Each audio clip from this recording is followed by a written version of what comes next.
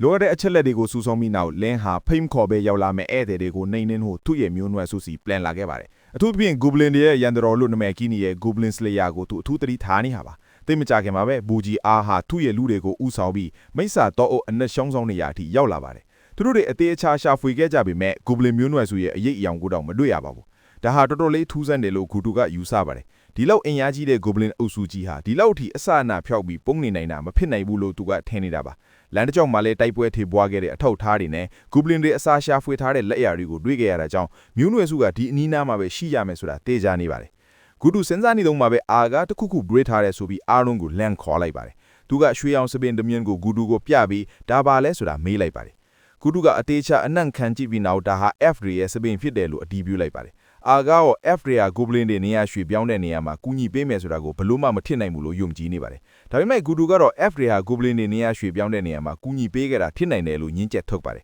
တောက်တစ်ခုလုံးကိုနှံ့အောင်ရှာခဲ့ပေမဲ့ Goblin တွေပုံနေနိုင်တဲ့နေရာမျိုးတစ်ခုမှမတွေ့ရတာကိုသူကထောက်ပြလိုက်တာပါစကားပြောနေတဲ့နေမှာဂူတူဟာလိပ်ပြလေတကောင်ထည့်ထားတဲ့အိုးလေးကိုထုတ်လိုက်ပါတယ်ဒီလိပ်ပြမျိုးဟာ F ရဲ့အနံ့ကိုအထူးခံစားနိုင်တာဖြစ်လို့သူတို့ကို F နဲ့ Goblin တွေစီအရောက်ပို့ပေးလိမ့်မယ်လို့သူကရှင်းကြပါတယ်ခဏကြာမှာတော့အဲ့ဒီလိပ်ပြလေးဟာမြေကမ်းပါးတစ်ခုနာမှာပြန်ဝဲနေပြီးနောက်အိုးလေးကိုပြန်ဝင်သွားပါတယ်လိပ်ပြလေးဟာအနံ့ပြောက်သွားပြီဖြစ်တဲ့အတွက် F ဟာမြေကိုဖြတ်ကူးသွားခဲ့ပြီလို့ဂူတူကကောက်ချက်လိုက်ပါတယ်အာကတော့အန်ဒီရရှိနိုင်တာကြောင့် Goblin Slayer ကိုစောင့်တင်တယ်လို့အကြံပေးပေမဲ့မာနာကြီးတဲ့ဂူတူကတော့ဒါကိုပယ်ချလိုက်ပါတယ်သူကမြေတစ်ဖက်ကန်းကိုလက်ညှိုးထိုးလိုက်တဲ့အခါမျက်လုံးငယ်နီးရဲနေတဲ့ Goblin တကောင်ဟာသူတို့ကိုစူးစိုက်ကြည့်နေတာကိုတွေ့လိုက်ရပါတယ်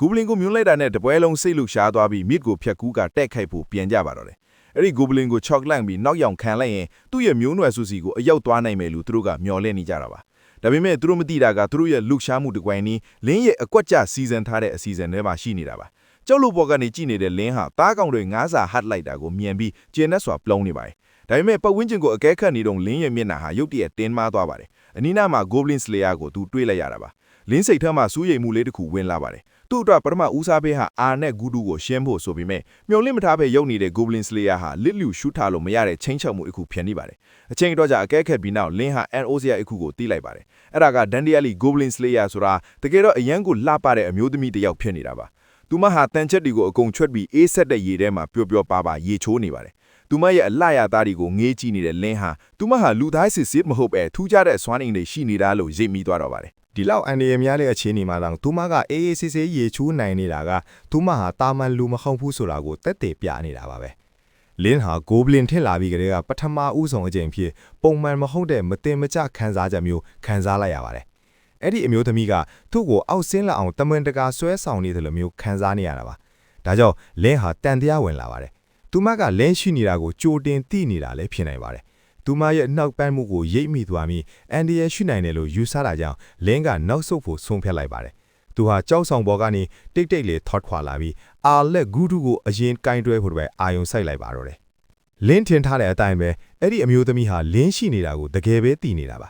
လင်းထော့သွားတာကိုကြည့်ပြီးသူဟာဘယ်လိုမျိုးညံကောင်းတဲ့တတော်ဝါလဲဆိုတာကိုသူမသိချင်နေပါတယ်သူမရဲ့နှုတ်ခမ်းတွေကကောက်ကျစ်တဲ့အပြုံးတစ်ခုအဖြစ်ပြောင်းလဲသွားပြီးအရသာရှိတဲ့အစာတစ်ခုကိုစားတော့မယ်အတိုင်းသူမရဲ့နှုတ်ခမ်းကိုလျှာနဲ့တတ်လိုက်ပါသေးတယ်။တစ်ဖက်မှာတော့ဂူဒူယိုအဖွဲ့ဟာ Goblin ကိုခဏလောက်လိုက်ဖမ်းပြီးတဲ့နောက်မှာတော့ Goblin ကလဲကျသွားပါတယ်။ပတ်ဝန်းကျင်ကိုအကဲခတ်ပြီးအာလ်ကအားလုံးကိုလူစုပြန်စုဖို့အမိန့်ပေးလိုက်ပါတယ်။ Goblin မျိုးနှန်းစုဟာဒီနားပဲရှိရမယ်လို့သူကတွေးနေတာပါ။သူတို့တွေလူစုမစုံခင်မှာပဲချွန်ထက်တင်များတွေကသူတို့စီကိုမိုးရွာတယ်လို့ကြားလာပါတော့တယ်ထောင်ချောက်ထဲရောက်နေပြီဆိုတာသိလိုက်တာကြောင့်ဂူသူကသူ့လူတွေကိုသတိနဲ့နေကြဖို့အော်ပြုတ်လိုက်ပါတယ်။ဒီကိုင်းနဲ့ထဲမှာပဲသူကကြီးမားတဲ့မီးလုံးကြီးတစ်လုံးကိုပစ်လွှတ်လိုက်ပြီးကျလာတဲ့မြားတွေကိုအကုန်ပြားကြအောင်လှုပ်လိုက်တာကြောင့်သူတို့အဖွဲဘေးကင်းသွားပါတယ်။ဒီလိုစွမ်းအားမျိုးကိုမြင်လိုက်တဲ့အာက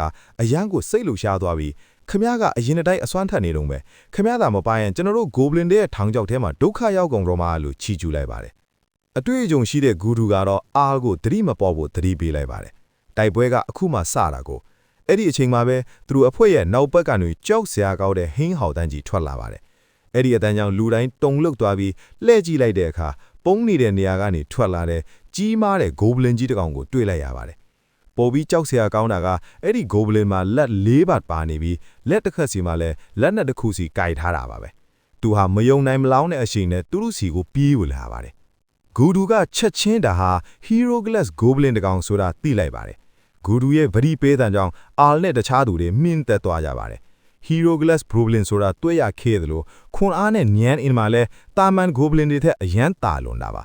ဂူဒူကချက်ချင်းသူ့ကိုအနာမကတ်စေနဲ့အားလုံးဝိုင်းတိုက်ကြလို့အမိန်ပေးလိုက်ပါတော့တယ် ကဲကျွန်တော်ရဲ့ channel ကနေအားလုံးကိုနှွေးထွေးစွာကြိုးဆိုပါတယ်ဗျ